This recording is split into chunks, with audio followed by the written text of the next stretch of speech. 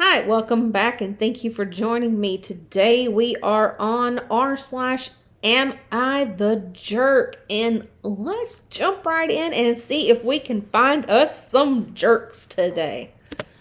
Our first story is, am I the jerk for hiding vegetables in my boyfriend's food? I've heard of doing it in your kid's food, but never in an adult's food. Throwaway because he spends a lot of time on Reddit. This is the most ridiculous argument I've had with a grown man.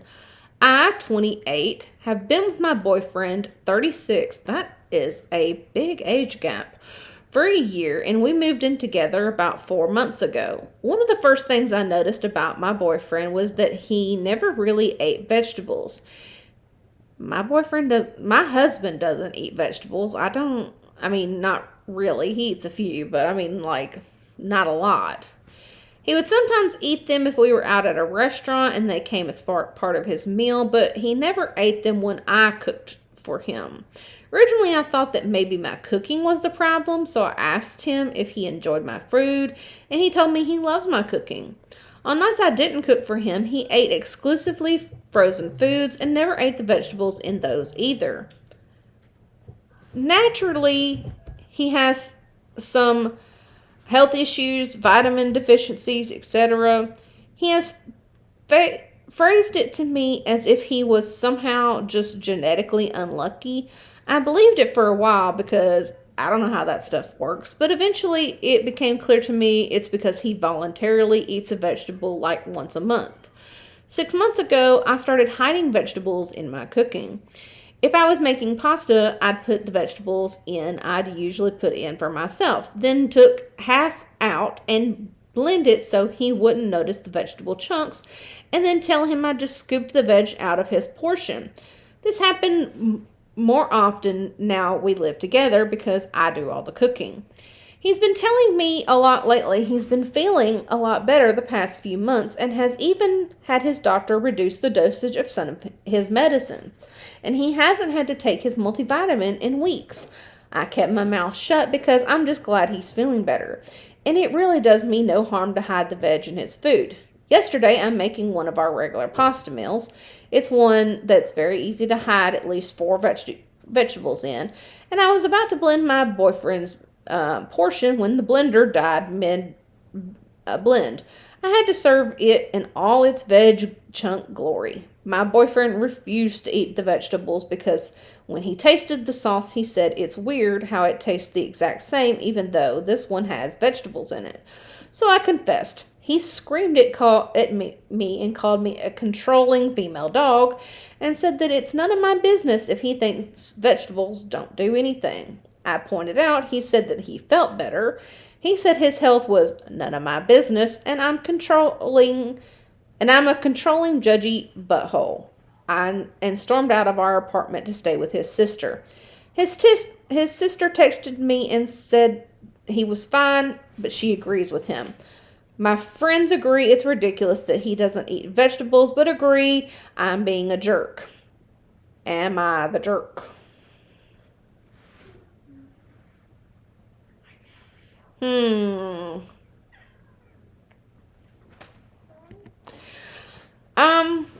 I say that you're not necessarily the jerk for wanting your boyfriend to eat better and to feel better and in general to be healthier.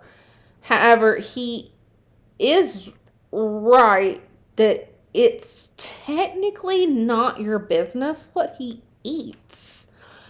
I don't force my husband to eat stuff he doesn't want. Granted, I don't do a lot of the cooking. My husband does a good chunk of the cooking. So, I don't. I wouldn't do this though.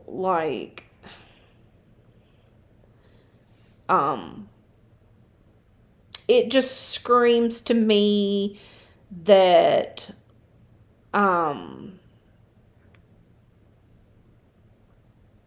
I don't know.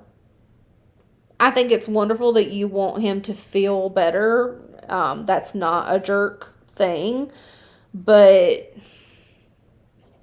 I don't know. Everybody has a right to want to eat the things that they want to eat. Um, I happen to be an extremely picky person. My husband can't stand it, but he doesn't. I mean, he'll say something every now and again, but he doesn't like make me try to eat things that I don't want to eat. So, try to rethink that. Our next story is: am I the jerk for asking my brother to pay $30,000 for my engagement ring? I hosted a family dinner over the weekend. My brother brought my nephews, who are 4 and 8, over as well. I used to wear my engagement ring all the time, but lately I kept it in my walk-in closet and mainly wear it for special occasions. Why? Why are you doing that? Like, I wear my wedding ring. This is not my original wedding ring, or engagement ring. This is a replacement wedding and engagement ring, actually, which is actually was a whole lot cheaper.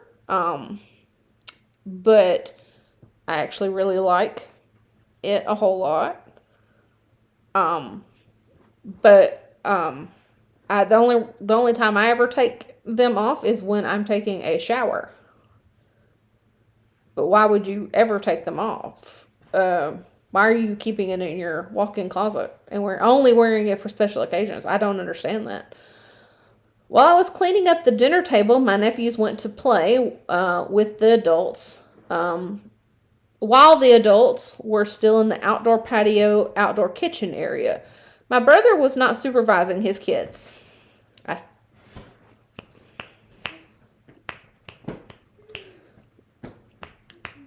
Let him go.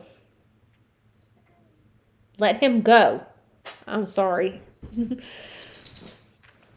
I can't stand when a parent doesn't supervise their kids. During this time, my nephews went into the master bedroom without anyone knowing and started playing with everything, including my engagement ring.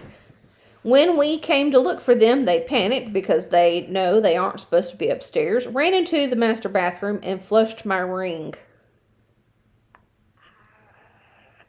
We called a plumber in case it somehow was in the U-trap of the toilet and not actually gone. But nope, unfortunately it was gone for good. We still have the original receipt, so I called my brother. I emailed him a scanned copy as proof of the cost and asked him to reimburse me for the ring my nephew flushed. Immediately, he was calling me a butthole or a jerk, because we were family and he was just a child. And he has refused to repay me the cost of my ring. I told him we will be taking him to court for this, and now my entire family is blowing up my phone saying family shouldn't sue each other and just let it go. Edit, no, the ring was not insured. I found out the day after my nephew flushed it. My husband said he forgot, and in the end, actually never insured it. Edit 2, my brother says he does not have the money to repay even $100 per month and has refused any kind of repayment plan. He said I live in a nice enough house, and if I want a replacement, I should just sell my car. Edit 3, my brother to this day has not truly apologized. It was a Canadian sorry, not sorry. He said kids will do what is normal for kids and they shouldn't be held responsible for a ring. They were supposed to supervise their kids outdoor with the rest of the family while I was busy cleaning up. Edit 4, I don't believe for a second my brother and his wife cannot pay for the cost of my engagement ring. They don't make anything near my husband, but they have a combined income of about $250K. They don't pay rent or anything because my parents gifted them their old house, valuing at $3.5 million in Toronto. Back when I bought my parents a new home years ago, they have no mortgage on their home my brother lives in. The only thing my brother and his wife would have to pay for is the cost of raising their children, normal bills, and food. I feel so distraught because my ring holds great sentimental value. I've already been speaking with my husband's family lawyer, but at this point, I'm ready to hire a PI to find out if they really don't have the money. Ooh, this is hard because it's family. Oh, and that always makes it hard, but I'm going to say you are not the jerk for wanting your brother to pay for this ring. That is a lot of money for an engagement ring. Like, so much money for an engagement ring. I mean, if you've got the money, but I think sometimes we put too much emphasis on the wrong thing. And like I said, my ring is a replacement of my original engagement ring, because my original engagement ring, it got way too small from where when I had my son, I puffed up and I gained weight and I couldn't wear my original engagement ring anymore. And I had to,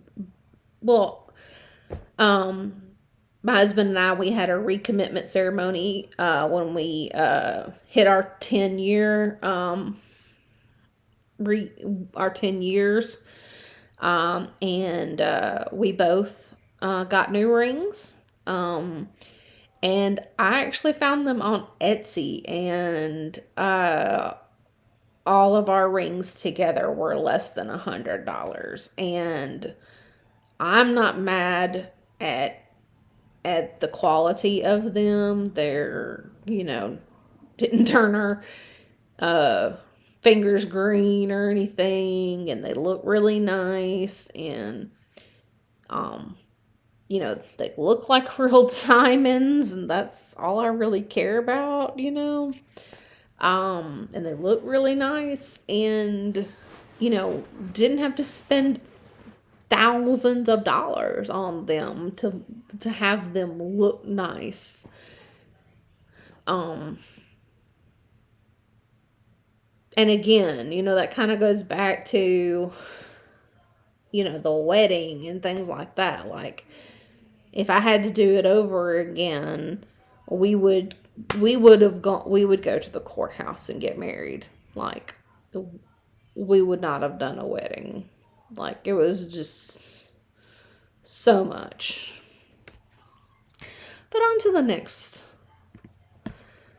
Am I the jerk for making fun of my girlfriend for writing fan fiction and claiming it's actual writing? Okay, so I have a personal connection to this because I have self-published several stories. And I've also published on Wattpad several of my stories that I self-published. And I also have one fan fiction on there. So I'm going to read what this person wrote, and I'm going to say my piece about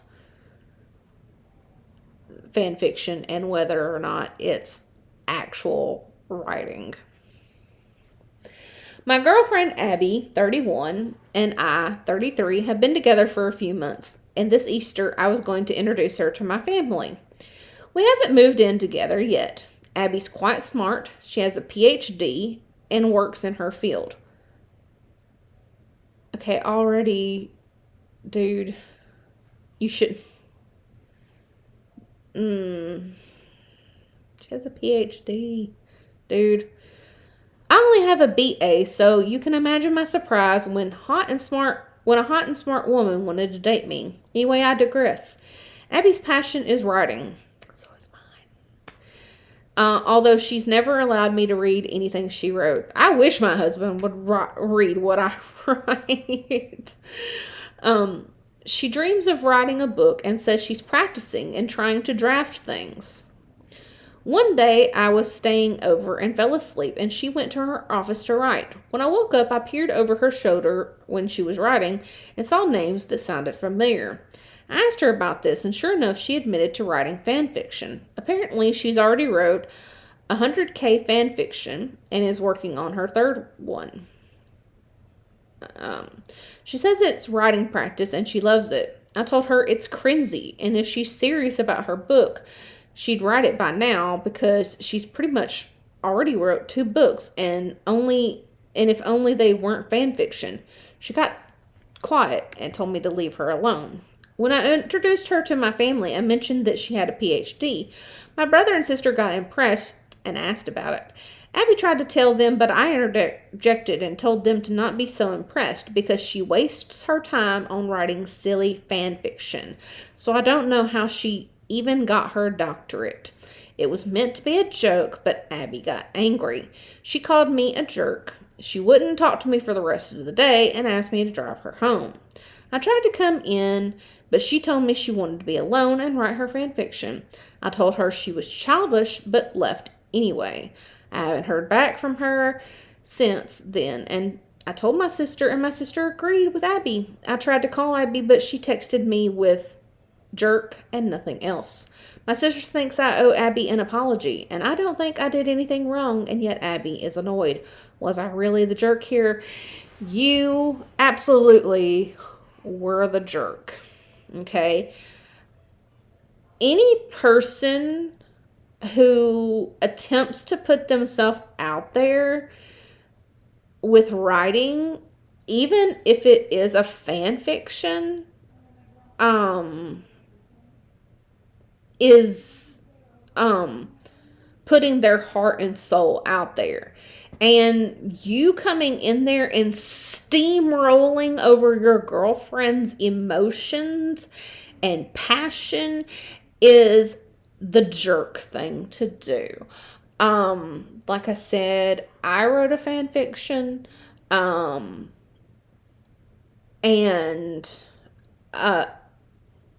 yes, there were characters and there were scenarios that were from what I took it from, but the majority of the fan fiction was my original creation.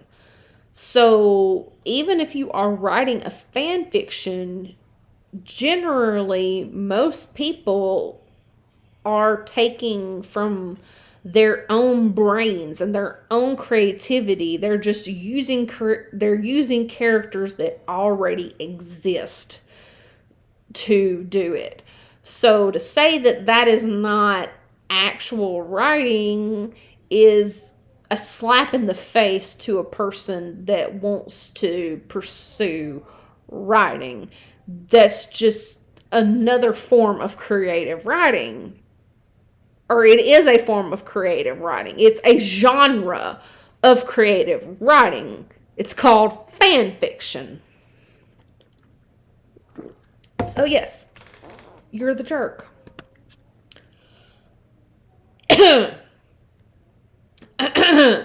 Alright, our next story is, am I the jerk for telling my daughter I can't support her life decisions? I, 51, have been married to my wife, Diana, 49, for 25 years, and we have 3 kids. Johnny, 24, Sally, 22, and Hank, 17. Sally has decided to drop out of college with 1 year left.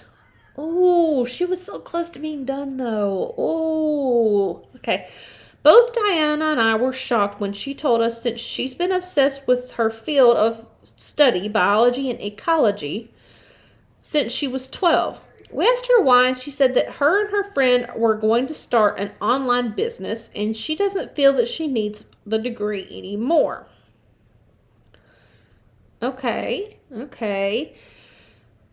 I will admit that I was pissed since I paid for most of her college, and she only had a year left. If she were a first or second year, I would have understood, but the finish line is literally around the corner. Yeah, I can understand. being very upset. She asked if I would give her her last tuition payment as an investment. Okay. Important to note here is that my wife and I have been putting aside money for college for our kids since we decided to have them and made sure that they knew that we'd help them pay their way through college. I told her flat out no, that money was for college and that's what the agreement was for when she got into college. I did not support this decision and I will not let her throw away the past 3 years for something like this. My wife agrees with me on this and has been trying to persuade Sally to change her mind for the past few weeks. Sally thinks that we're being unfair and that we're reneging on her promise and that we're jerks for not supporting her. Are we? So, I don't think you're necessarily the jerk here. But I also do think that you need to support your child too. It is a fine balance here. If you don't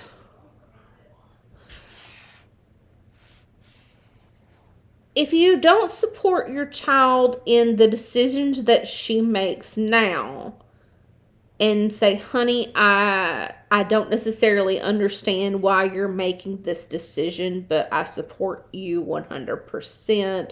I'm behind you, whatever you want to do, then you're going to lose her. And I mean, if you're okay with that, then by all means do that. But be aware that you might lose your daughter in the process. But you're not the jerk for wanting to make that decision with that money, because the caveat was that, she wanted to do that with college, that she did that with the college. But you may want to rethink that decision, like I said. So that was our last story. Thank you for joining me. Please like and subscribe and join me again on another day. Have a good day.